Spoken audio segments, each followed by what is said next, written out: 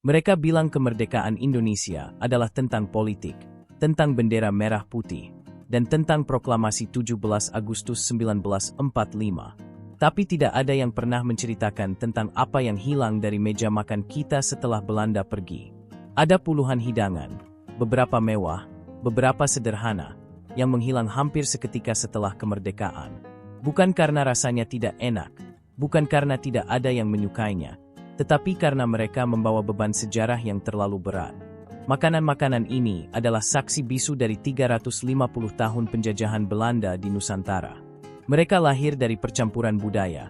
Bumbu-bumbu Nusantara bertemu dengan teknik Eropa, menciptakan kuliner hybrid yang unik dan tidak ada di tempat lain di dunia.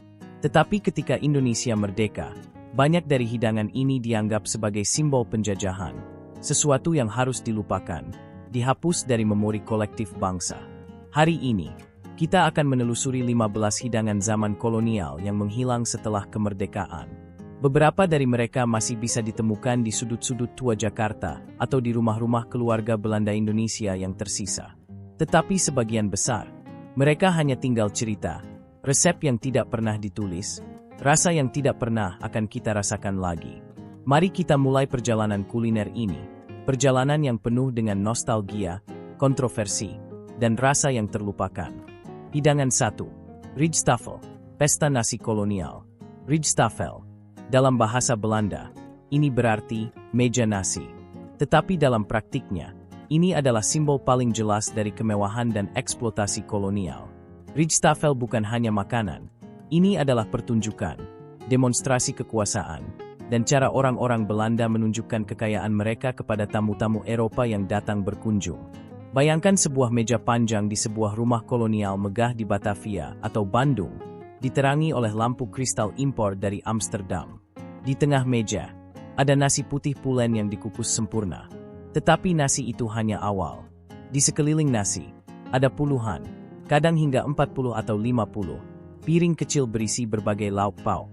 Ada rendang sapi yang dimasak berjam-jam hingga empuk, opor ayam dengan kuah santan yang kental, sambal goreng ati yang pedas membakar, perkedel kentang yang renyah di luar lembut di dalam, telur pindang dengan warna coklat gelap, ikan mas goreng dengan bumbu kuning, sayur lodeh, kerupuk udang, empal gepuk, semur daging, dan masih banyak lagi. Yang membuat Rijsttafel kontroversial adalah cara penyajiannya. Setiap piring kecil dibawa oleh seorang pelayan, biasanya orang Jawa atau Sunda yang mengenakan seragam putih rapi dengan ikat kepala batik. Mereka berjalan dalam barisan panjang dari dapur ke ruang makan, membawa piring demi piring dalam prosesi yang teatrikal. Tuan rumah Belanda dan tamu-tamu mereka duduk dengan nyaman, sementara belasan pelayan berdiri di belakang mereka, siap melayani setiap permintaan. Rijsttafel adalah puncak dari apa yang disebut indische cuisine, masakan hybrid yang menggabungkan bahan-bahan dan teknik Nusantara dengan selera dan presentasi Eropa. Tetapi di balik kemewahan itu, ada realitas pahit. Sebagian besar orang Indonesia yang memasak dan menyajikan Rijsttafel tidak pernah bisa memakannya sendiri. Makanan ini adalah simbol ketidaksetaraan yang sangat nyata. Setelah kemerdekaan, Rijsttafel hampir sepenuhnya menghilang dari Indonesia. Restoran-restoran yang menyajikannya ditutup atau berganti nama. Keluarga-keluarga Belanda yang kembali ke Eropa membawa tradisi Rijsttafel ke Belanda, di mana hingga hari ini masih bisa ditemukan di restoran-restoran Indonesia di Amsterdam dan Den Haag. Tetapi di Indonesia sendiri, Rijsttafel menjadi kenangan yang tidak ingin diingat. Terlalu banyak rasa pahit di balik kelezatannya. Beberapa hotel tua seperti Hotel Majapahit di Surabaya atau Hotel Des Indes sekarang sudah tidak ada. Di Jakarta sesekali masih menyajikan versi modern Rijsttafel untuk turis asing. Tetapi rasanya sudah berbeda. Tidak ada lagi barisan pelayan dengan seragam putih. Tidak ada lagi kemewahan kolonial yang berlebihan. Yang tersisa hanya makanan. Enak, memang. Tetapi tanpa konteks sejarah yang membuatnya begitu bermasalah dan begitu menarik pada saat yang sama. Hidangan 2. Selat Solo, steak Jawa yang hilang. Selat Solo. Nama ini mungkin masih terdengar familiar bagi sebagian orang, tetapi makanan yang sebenarnya, hampir tidak ada yang tahu lagi seperti apa versi aslinya. Selat Solo adalah adaptasi Indonesia dari hidangan Eropa, salade, atau salad. Tetapi dalam perjalanannya, ia berubah menjadi sesuatu yang sama sekali berbeda.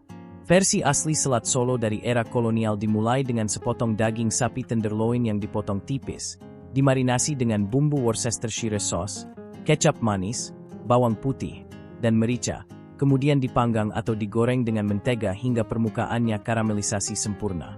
Daging ini kemudian disajikan di atas piring besar bersama dengan sayuran rebus, wortel, buncis, kentang rebus, yang ditata dengan rapi dan simetris, mencerminkan obsesi Belanda terhadap keteraturan. Tetapi yang membuat selat Solo benar-benar istimewa adalah sausnya. Bukan saus steak biasa, tetapi saus yang dibuat dari campuran tomat, bawang bombay, cuka, gula, dan rempah-rempah khas Jawa seperti pala dan cengkeh. Saus ini dituang panas-panas di atas daging dan sayuran, menciptakan perpaduan rasa asam, manis, dan gurih yang sangat unik. Di atasnya, ditambahkan acar timun, telur mata sapi setengah matang, dan kadang-kadang irisan nanas segar untuk menyeimbangkan rasa. Selat Solo sangat populer di kalangan orang-orang Indo, keturunan campuran Eropa dan Indonesia, yang mencari makanan yang menjembatani dua budaya mereka. Ini adalah makanan fanci untuk acara-acara khusus, disajikan di restoran-restoran kelas menengah di Solo, Semarang, dan Surabaya pada tahun 1920-an hingga 1940-an. Setelah kemerdekaan, terutama setelah eksodus besar-besaran komunitas Indo ke Belanda pada tahun 1950-an, selat Solo mulai menghilang. Restoran-restoran yang menyajikannya tutup, dan generasi baru Indonesia merdeka tidak tertarik dengan makanan yang terasa terlalu Belanda. Beberapa warung di Solo masih menggunakan nama Selat Solo, tetapi apa yang mereka sajikan adalah versi yang jauh lebih sederhana.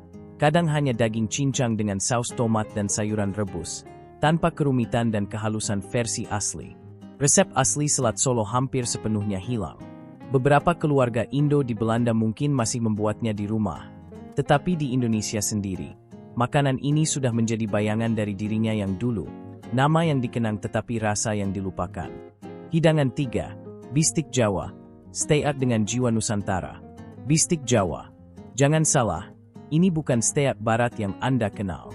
Bistik Jawa adalah interpretasi Indonesia yang sangat liberal terhadap konsep beef steak Eropa, dan hasilnya adalah sesuatu yang sama sekali berbeda, sama sekali Indonesia, dan sama sekali menakjubkan. Pada era kolonial, daging sapi adalah barang mewah. Kebanyakan orang Indonesia tidak makan daging sapi karena alasan ekonomi dan juga budaya. Sapi adalah hewan pekerja di sawah, bukan makanan. Tetapi orang-orang Belanda dan elit pribumi yang bekerja untuk mereka ingin steak, sehingga lahirlah bistik Jawa. Daging sapi yang digunakan bukanlah potongan premium seperti tenderloin atau ribeye, tetapi potongan yang lebih murah seperti khas dalam atau bahkan daging paha yang dipotong tipis dan dipukul-pukul dengan ulekan hingga empuk, teknik yang disebut empal. Daging ini kemudian dimarinasi dengan bumbu yang sangat Indonesia, kecap manis, bawang putih, bawang merah, kemiri, ketumbar, dan sedikit asam Jawa untuk melunakkan serat daging. Setelah dimarinasi berjam-jam, daging digoreng dengan mentega atau minyak kelapa hingga berwarna coklat gelap dan sedikit gosong di pinggiran, memberikan rasa karamelisasi yang kaya. Kemudian, dalam wajan yang sama, dibuat saus dengan menumis bawang bombay, tomat, cabai hijau, dan menambahkan kaldu sapi, kecap manis, dan sedikit gula. Saus ini kemudian disiramkan ke atas daging yang sudah digoreng. Bistik Jawa disajikan dengan nasi putih, bukan kentang seperti steak Eropa. Sayuran pendampingnya adalah kentang goreng, wortel rebus, dan yang paling penting, acar timun dan bawang merah yang dipotong tipis dan direndam dalam cuka dan gula. Acar ini penting untuk memotong rasa manis dan gurih yang kaya dari daging dan saus. Yang membuat bistik Jawa berbeda dari selat Solo adalah karakternya yang lebih berani, dan lebih Indonesia. Jika selat Solo mencoba menjadi elegan dan halus, bistik Jawa tidak malu-malu dengan kecap manisnya, tidak takut dengan rasa yang kuat dan tegas. Ini adalah makanan untuk orang-orang yang ingin merasa mewah tetapi tidak ingin kehilangan identitas Indonesia mereka. Setelah kemerdekaan, bistik Jawa bertahan sedikit lebih lama daripada selat Solo karena karakternya yang lebih Indonesia. Tetapi seiring dengan masuknya restoran steak Western pada tahun 1980-an dan 1990-an, bistik Jawa mulai terlihat kampungan dan ketinggalan zaman. Generasi muda lebih memilih black pepper steak atau grilled tenderloin daripada bistik Jawa nenek mereka. Hari ini, bistik Jawa masih bisa ditemukan di beberapa rumah makan Jawa tua di Jakarta, Solo, dan Surabaya. Tetapi mereka biasanya melayani pelanggan yang lebih tua, orang-orang yang masih ingat rasa asli bistik Jawa dari masa kecil mereka. Untuk generasi muda, bistik Jawa hanyalah nama aneh yang terdengar seperti lelucon, steak yang bukan steak, makanan Belanda yang sudah menjadi Indonesia, dan kini hampir dilupakan oleh kedua budaya. Hidangan 4. Semur daging. Semur yang sebenarnya. Semur daging. Kata semur yang kita kenal sekarang sebenarnya adalah versi Indonesia dari kata Belanda, smoor, yang berarti direbus perlahan dalam saus kental. Tetapi semur yang kita makan hari ini sudah sangat berbeda dari semur asli zaman kolonial. Semur daging versi kolonial adalah hidangan yang sangat dipengaruhi oleh teknik memasak Eropa, khususnya Belanda dan Portugis. Daging sapi, biasanya potongan cak atau brisket yang berlemak, dipotong menjadi kubus besar, tidak kecil-kecil seperti semur modern. Daging ini kemudian ditumis dengan mentega, bukan minyak, hingga semua sisinya berwarna coklat untuk mengunci rasa. Bumbu semur sangat berbeda dari semur modern. Ya, ada kecap manis dan pala seperti semur biasa, tetapi ada juga bahan-bahan yang sekarang jarang digunakan. Cengkeh utuh, kayu manis batang yang panjang, kapulaga hijau, star anise, pekat, dan yang paling penting, cuka atau asam Jawa dalam jumlah yang cukup banyak. Asam ini memberikan kompleksitas rasa yang hilang dalam semur modern yang cenderung hanya manis dan gurih. Cairan untuk merebus adalah campuran kaldu daging sapi yang kaya, bukan air biasa, anggur merah, untuk keluarga Belanda yang kaya, atau kadang-kadang bir hitam. Daging direbus dalam cairan ini selama berjam-jam, kadang hingga 4-5 jam, hingga dagingnya sangat empuk dan hampir hancur sendiri. Sausnya mengental secara alami dari kolagen dalam daging, tanpa perlu menambahkan tepung maizena seperti yang sering dilakukan sekarang. Yang unik dari semur daging adalah sayuran yang ditambahkan di akhir. Bukan kentang dan wortel yang direbus lembek seperti semur modern, tetapi kentang yang dipotong besar dan ditambahkan hanya 30 menit sebelum selesai, sehingga masih mempertahankan bentuk dan sedikit teksturnya. Kadang-kadang juga ditambahkan kacang polong, pearl onions kecil-kecil, dan tomat cherry. Semur daging disajikan dengan nasi putih atau roti Eropa, khususnya roti putih lembut yang dioles mentega. Kombinasi yang aneh untuk lidah Indonesia modern, tetapi pada masa kolonial, ini adalah cara beradab untuk makan dengan roti, bukan dengan tangan. Setelah kemerdekaan, semur daging berevolusi menjadi semur yang kita kenal sekarang, lebih sederhana, lebih manis, kurang kompleks. Cuka dan anggur merah dihilangkan karena dianggap terlalu Belanda, dan juga karena alasan ekonomi. Mentega diganti dengan minyak sayur. Waktu memasak diperpendek karena tidak ada lagi pembantu yang bisa mengawasi kompor berjam-jam. Resep asli semur daging hampir sepenuhnya hilang dari Indonesia. Beberapa keluarga Indo tua mungkin masih membuatnya dengan cara tradisional, tetapi mereka adalah pengecualian. Yang tersisa adalah semur, versi yang lebih sederhana, lebih Indonesia, tetapi juga kehilangan banyak dari kompleksitas dan kedalaman rasa yang membuat semur asli begitu istimewa. Hidangan 5. Frikadel, bakso Belanda yang terlupakan. Frikadel. Jika Anda mendengar kata ini, Anda mungkin langsung berpikir tentang bakso. Dan Anda tidak sepenuhnya salah. Frikadel adalah kakek dari bakso Indonesia. Tetapi jangan samakan keduanya, karena frikadel adalah sesuatu yang sama sekali berbeda. Frikadel adalah bola daging Belanda yang dibuat dari daging sapi cincang yang dicampur dengan roti yang sudah direndam dalam susu, telur, bawang merah yang ditumis, pala, merica, dan kadang-kadang sedikit bawang putih. Campuran ini tidak hanya dibentuk menjadi bola, tetapi diremas-remas hingga teksturnya sangat halus dan padat. Tidak kenyal seperti bakso, tetapi lebih firm dan compact. Yang membedakan frikadel dari bakso adalah cara memasaknya.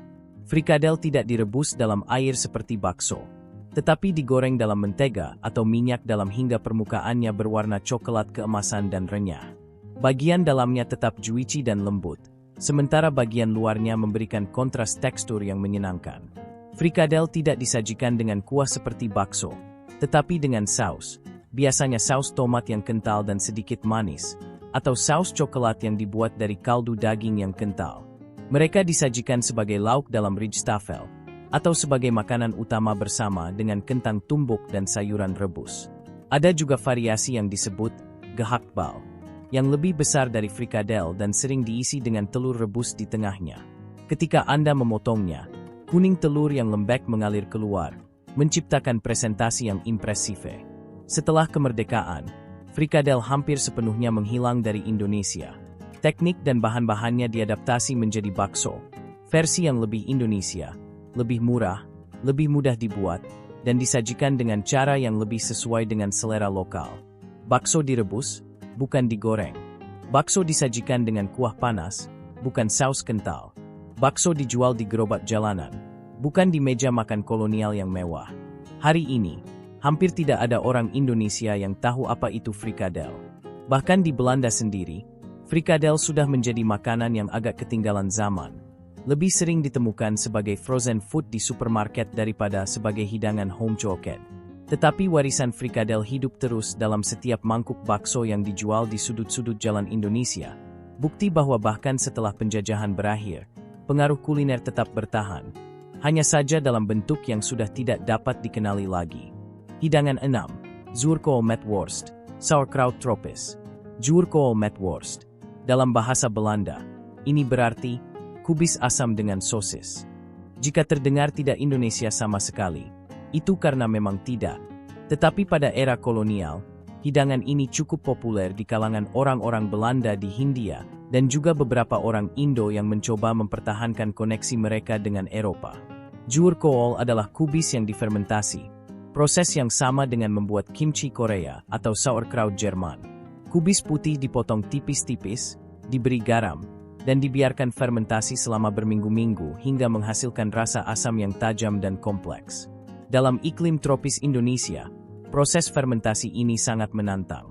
Mudah sekali kubis menjadi busuk daripada fermentasi dengan baik. Karena kesulitan membuat zuurkool lokal, sebagian besar zuurkool di Hindia Belanda diimpor dalam kaleng dari Belanda. Kaleng-kaleng ini datang dengan kapal yang berlayar berbulan-bulan, dan harganya sangat mahal. Hanya keluarga Belanda yang kaya atau pejabat kolonial tinggi yang mampu membelinya secara teratur. Zuurkool dimasak dengan cara yang sangat sederhana. Direbus perlahan dengan sedikit mentega, bawang bombay, dan kadang-kadang apel yang dipotong dadu untuk menyeimbangkan keasamannya. Sosis, biasanya rookworst, sosis asap Belanda, atau sosis babi yang berlemak, direbus bersamaan dengan kubis hingga empuk dan mengeluarkan semua lemak dan rasanya ke dalam kubis. Hidangan ini disajikan dengan kentang rebus dan mustard, menciptakan kombinasi rasa yang sangat Eropa Utara, asam, gurih, berlemak, dan menghangatkan. Untuk lidah Indonesia, kombinasi ini mungkin terasa aneh, tetapi bagi orang-orang Belanda yang tinggal di tropis, ini adalah rasa rumah, rasa nostalgia untuk negara yang mereka tinggalkan. Setelah kemerdekaan, zuurkool hampir sepenuhnya menghilang dari Indonesia. Import dari Belanda berhenti, dan tidak ada yang tertarik atau mampu membuat versi lokal. Sosis Belanda juga tidak lagi tersedia, digantikan oleh sosis lokal yang rasanya sama sekali berbeda. Hari ini, zuurkool hanya bisa ditemukan di toko-toko makanan import mewah di Jakarta atau Bali yang melayani ekspat Eropa dan turis. Harganya sangat mahal. Sekaleng kecil bisa seharga Rp150.000 hingga Rp200.000. Dan hampir tidak ada orang Indonesia yang membelinya. Zuurkool telah menjadi artefak kuliner, pengingat dari masa lalu kolonial yang sudah tidak relevan lagi dengan Indonesia modern. Hidangan 7. Perkedel, yang asli sangat berbeda. Perkedel. Tunggu, bukankah perkedel masih ada di mana-mana di Indonesia? Ya, tetapi perkedel yang kita makan sekarang sudah sangat berbeda dari frikadel atau pergedel, asli dari era kolonial. Kata perkedel sendiri adalah Indonesianisasi dari kata Belanda frikadel. Tetapi di Indonesia, maknanya berubah. Dalam bahasa Belanda, frikadel adalah bola daging, seperti yang sudah kita bahas sebelumnya. Tetapi di Indonesia, Perkedel menjadi merujuk kepada patty atau krokuete yang terbuat dari kentang. Perkedel kentang versi kolonial sangat berbeda dari yang kita kenal sekarang. Pertama, kentangnya. Kentang yang digunakan adalah kentang import dari Belanda, varietas yang berbeda dari kentang lokal yang ditanam di dataran tinggi Jawa. Kentang-kentang ini memiliki tekstur yang lebih smooth dan creamy ketika ditumbuk. Kentang direbus hingga sangat empuk, kemudian ditumbuk bersama dengan mentega, bukan margarin, susu, dan kuning telur, menciptakan mashed potato yang sangat kaya dan creamy. Ke dalam adonan ini, ditambahkan daging cincang yang sudah ditumis dengan bawang bombay, bukan bawang merah, seledri, dan bumbu-bumbu seperti pala, merica putih, dan sedikit thyme atau peterseli, bumbu-bumbu Eropa yang jarang digunakan dalam masakan Indonesia tradisional. Adonan kemudian dibentuk menjadi patty oval yang cukup besar, lebih besar dari perkedel modern, dan dilapisi dengan tepung roti, breadcrumbs, yang halus, bukan dengan tepung terigu biasa. Perkedel kemudian digoreng deep fried dalam minyak yang banyak hingga permukaannya super crispy dan berwarna keemasan. Yang membuat perkedel kolonial istimewa adalah kontras teksturnya, luar yang sangat renyah, dalam yang sangat creamy dan lembut. Ketika Anda menggigitnya, ada sedikit pop dari lapisan breadcrumbs. Kemudian Anda bertemu dengan interior yang lembut hampir seperti mashed potato yang sudah digoreng. Perkedel kolonial disajikan sebagai bagian dari rijstafel atau sebagai side dish untuk daging. Mereka tidak pernah disajikan dengan nasi dan sambal seperti perkedel modern Indonesia. Kadang hidangan 8, bitterballen, kroket mini yang hilang. Bitterballen, nama yang aneh untuk makanan yang luar biasa enak. Bitter dalam bahasa Belanda bisa berarti pahit, tetapi dalam konteks ini, nama bitterballen sebenarnya merujuk pada minuman pahit, bitter, yang sering menemani makanan ini di bar-bar dan kafe-kafe Belanda. Bitterballen adalah kroket mini, bola-bola kecil seukuran kelereng besar yang diisi dengan ragout daging sapi yang sangat creamy. Ragout ini dibuat dengan cara yang sangat teliti. Daging sapi direbus hingga sangat empuk dan dicincang sangat halus. Kemudian dicampur dengan rose, campuran mentega dan tepung, dan kaldu daging hingga membentuk pasta yang kental dan creamy. Bumbu-bumbunya minimal, hanya garam, merica, pala, dan sedikit bawang bombay yang ditumis halus. Ragout yang masih panas kemudian didinginkan dalam lemari es selama beberapa jam hingga mengeras. Ini penting, jika ragout tidak cukup dingin dan keras, ia tidak akan bisa dibentuk menjadi bola dan akan berantakan saat digoreng. Setelah dingin, ragout dibentuk menjadi bola-bola kecil, kemudian dilapisi dengan tepung, dicelup dalam telur, dan terakhir dilapisi dengan breadcrumbs yang sangat halus. Proses breading ini sering dilakukan 2 kali untuk memastikan lapisan luarnya sempurna. Bitterballen kemudian digoreng deep fried dalam minyak yang sangat panas hingga permukaannya golden brown dan super crispy. Trik memakannya adalah harus hati-hati, karena di dalam lapisan renyah itu, ragoutnya masih sangat panas dan creamy. Jika Anda langsung menggigitnya, ragout panas bisa menyembur keluar dan membakar lidah Anda. Cara yang benar adalah menggigit sedikit ujungnya, membiarkan uap panas keluar, baru kemudian memakannya. Bitterballen selalu disajikan dengan mustard, khususnya mustard Belanda yang agak manis dan tidak terlalu pedas. Kombinasi lapisan renyah, interior creamy, dan sedikit kick dari mustard adalah kombinasi yang addiktif. Di era kolonial, bitterballen sangat populer di society dan klub-klub orang Belanda di kota-kota besar seperti Batavia, Bandung, dan Surabaya. Mereka disajikan sebagai snack untuk menemani bir atau jenever, gin Belanda, di sore hari. Membuat bitterballen adalah pekerjaan yang sangat labor-intensif, sehingga biasanya hanya restoran atau rumah tangga dengan banyak pembantu yang bisa membuatnya. Setelah kemerdekaan, bitterballen hampir sepenuhnya menghilang dari Indonesia. Proses pembuatannya yang rumit dan bahan-bahan yang mahal membuatnya tidak praktis. Beberapa hotel tua mungkin masih menyajikannya untuk tamu asing, tetapi untuk orang Indonesia kebanyakan, bitterballen adalah sesuatu yang sama sekali tidak dikenal. Ironisnya, di Belanda sendiri, bitterballen masih sangat populer hingga hari ini. Setiap kafe dan bar pasti menyajikannya, dan bahkan ada mesin vending khusus untuk bitterballen di stasiun kereta api. Tetapi di Indonesia, makanan yang pernah sangat populer di era kolonial ini sudah menjadi kenangan yang terlupakan. Terlalu Belanda, terlalu rumit, terlalu asing untuk Indonesia merdeka. Hidangan 9. Kaastengels asli, bukan yang kita kenal. Kaastengels. Setiap orang Indonesia tahu kaastengels. Kue kering renyah dengan rasa keju yang menjadi wajib di setiap toples Lebaran dan Natal.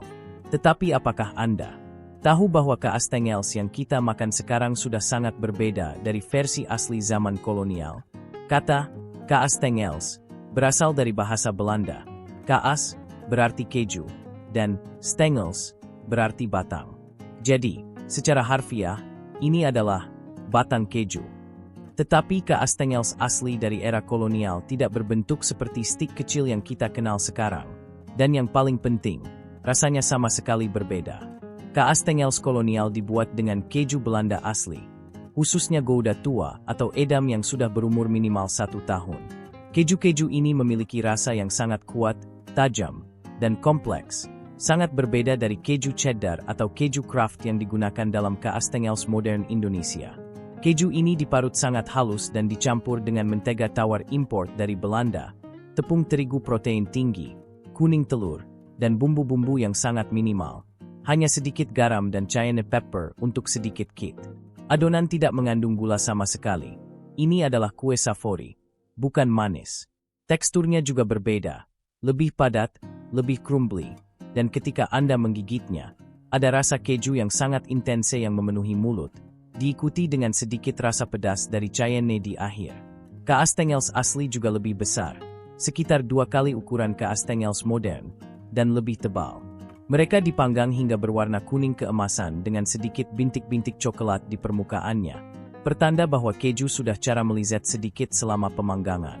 Yang paling berbeda adalah cara menyajikannya. Kaastengels kolonial tidak disimpan dalam toples kue untuk acara spesial, tetapi disajikan sebagai snack untuk menemani kopi atau teh di sore hari.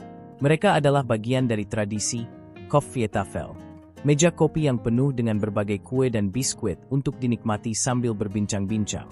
Setelah kemerdekaan, keju import Belanda menjadi sangat mahal dan sulit didapat. Keluarga-keluarga Indonesia yang ingin terus membuat kaastengels harus beradaptasi. Keju Gouda tua diganti dengan keju cheddar atau keju Kraft yang lebih murah dan mudah didapat. Mentega Belanda diganti dengan margarin atau mentega lokal. Untuk membuat rasa lebih Indonesia, beberapa orang mulai menambahkan gula dan susu bubuk ke dalam adonan, sesuatu yang tidak pernah ada dalam resep asli. Ukuran kaastengels juga menjadi lebih kecil karena alasan ekonomi. Kue yang lebih kecil berarti bisa membuat lebih banyak dengan bahan yang sama. Bentuknya berubah dari batang tebal menjadi stik tipis yang lebih mudah dibentuk dan lebih cepat matang. Seiring waktu, kaastengels berevolusi dari snack savory Belanda menjadi kue kering manis Indonesia. Generasi demi generasi membuat perubahan kecil. Lebih banyak gula di sini, lebih sedikit keju di sana, hingga pada akhirnya, kaastengels Indonesia menjadi makanan yang sangat berbeda dari leluhurnya.